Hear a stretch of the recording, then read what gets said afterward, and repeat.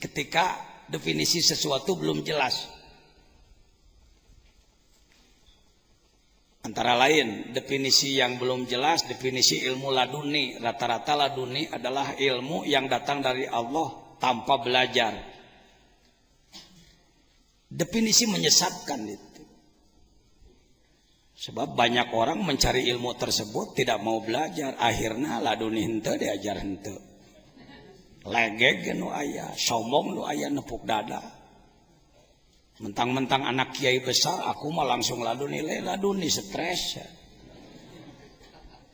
Ya tahu.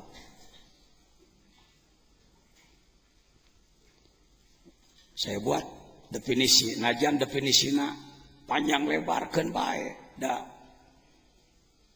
Prinsipnya dalam ilmu mantik disebutkan definisi yang benar adalah jami'un, mani'un, munakisun, mutaridun. Itu syarat 4. Jami'un mencakup, mani'un mencegah yang bukan, munakis bisa dibalikan, mutarid ngaguluyur, bisa berlaku. Saya sebutkan ilmu laduni adalah orang mencari ilmu, waktunya lama, capeknya luar biasa, biayanya besar, lalu ilmunya diamalkan oleh dirinya dengan ikhlas, dan ia menggerakkan orang lain untuk mengamalkan ilmu tersebut tanpa menginginkan imbalan apapun, kedudukan, imbalan uang, jabatan, dan lain sebagainya. Oleh Allah ditilai orang ini benar-benar menuju Allah, ingin menegakkan agama Allah, maka oleh Allah diberi pengetahuan tambahan dia. Kakarek ladun nih. Tuhnya geus dibongkar taku anak. Ngaji heula cing bener, sakola cingnya. Puluhan tahun beak dengkak capek gawe modal beak. Diamalkan ku dirina, dipake ngagerakkeun batur, teu hayang imalan, teu hayang nanaon, pantes Allah dilimpahan. Selamatnya Mesir oleh Nabi Yusuf. Yusuf belum jadi nabi, dia dipenjara 13 tahun. So'imum bin nahar, qo'imum bil layal. Siangnya saum, malamnya ibadah terus menerus. Selamatnya Mesir oleh Yusuf, bukan oleh menteri, bukan oleh perdana menteri. Laduni teh kitu. Kadenya ini, nah, takrif ini bisa diterima. Tasawuf diambil dari kata sufun, akar kata sufun adalah bulu domba. Gak enak sebenarnya. Dah ilmu sakitu luhurna ngaranna bulu domba. Andai dulu saya yang memberi nama ilmu tersebut, saya akan beri ilmu tazkiyah, tasfiyah, pembersihan. Tapi dalam ilmu ada tata krama, ada etika. Tegenah jadi bulu domba. Karena banyak orang zaman dulu yang ingin memperbaiki kalbu, walaupun dia pejabat, dia ulama, dia pengusaha, untuk sementara meninggalkan dulu kebesaran duniawi dan memakai pakaian yang sangat sederhana, yaitu wol. Wol dalam arti bulu domba, lain wol tropical anu ayeuna buatan Australia, lain.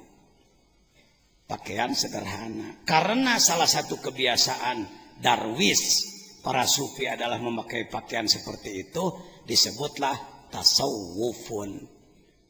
Kelompok yang suka memakai baju sederhana. Heukeun bae lah, geus kitu mah dijieuna.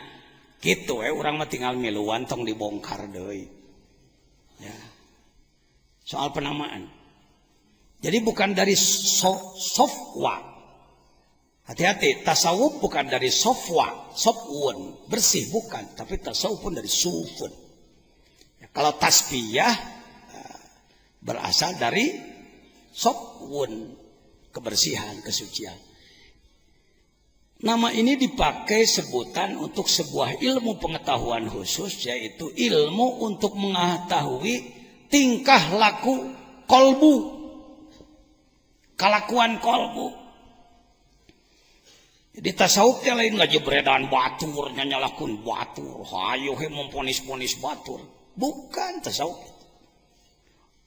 Orang yang punya pengetahuan untuk ngontrol kolbuna. Memeh muncul menjadi sikap baik atau buruk dikontrol dulu oleh dia. Halus ya, goreng ya, salah ya, bener ya. Tasawuf tak? Cocok teh jeung syariat. Cicing di negara prosedural teh cocok teh jeung aturan. Ya, dikontrol. Setiap ngomongnya, tingkah lakunya, apapun yang ia lakukan dikontrol. Tahu ahwalun nafsi. Mahmuduha jadi badal tina ahwalu. Yang baik-baiknya iman, syukur, ridho, ikhlas, semangat, gesit, cerdas, pokoknya sakabeh sifat-sifat alus. Blek. Sing ngarti, sing apal, sing nyaho. Wamat mumuha jeung jojorekna.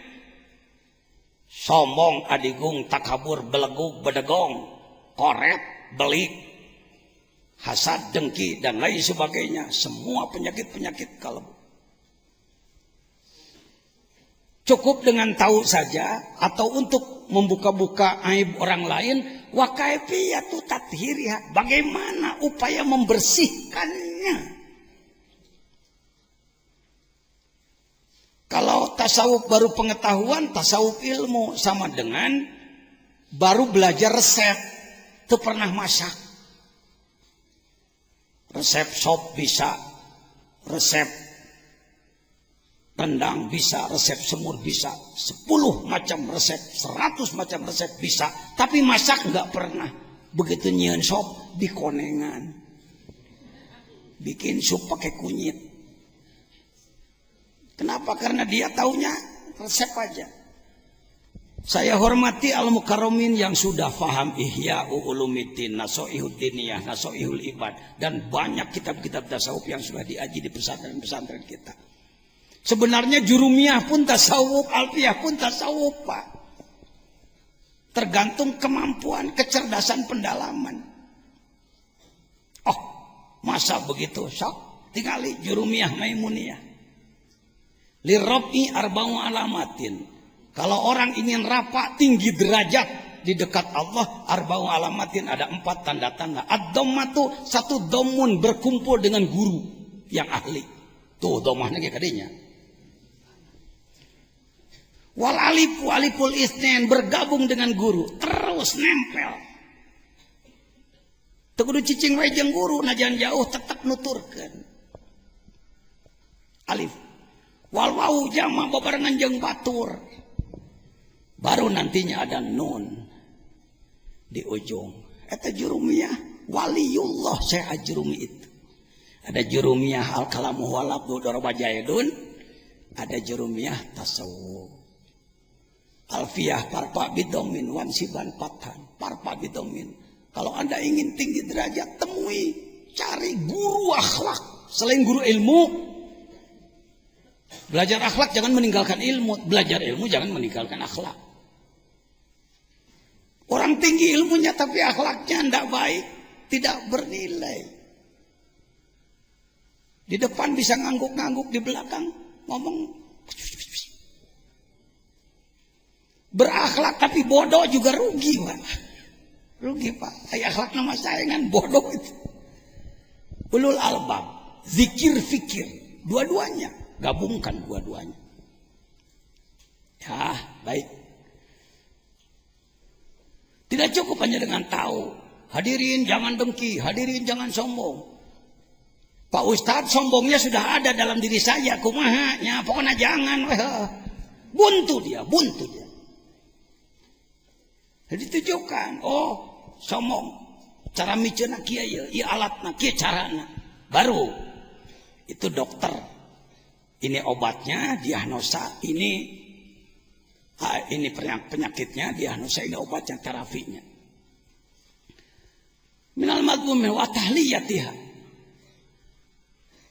Ngahulu, memperindah bil ittisafi bi mahmudiha, dengan merubah akhlak, merubah sifat, wa kaifiyatus suluk, dan perjalanan, cara melakukan perjalanan. Kita ini seperti orang yang tidak punya perjalanan.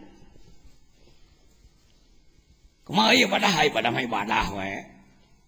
Kumaha aturanan kitu we. Harus suluk, semua orang harus suluk. Cekolot mah seleka-seleke cenah suluk teh. Ngamah jalan, nyukruk jalur.